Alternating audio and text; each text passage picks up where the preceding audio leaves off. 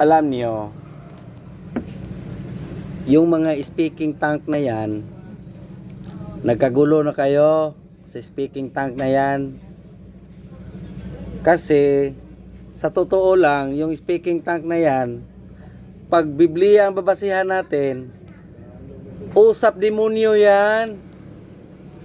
Kayo nga buti pa maguntugan lang kayo sa ulo ninyo. Dahil kayo mismo hindi makaintindihan dahil sa speaking tank na yan. Tapos ngayon sasabihin nyo, may otoridad tayo. Anong otoridad? Bakit? Nung si Kristo nabubuhay pa dito sa lupa, yung ginampanan niya yung trabaho niya, meron ba siyang speaking tank? Siya ba'y nagsasabi sa mga apostoles na, gawin nyo dito sa lupa, speaking tank kayo? Napaka butata nyo naman.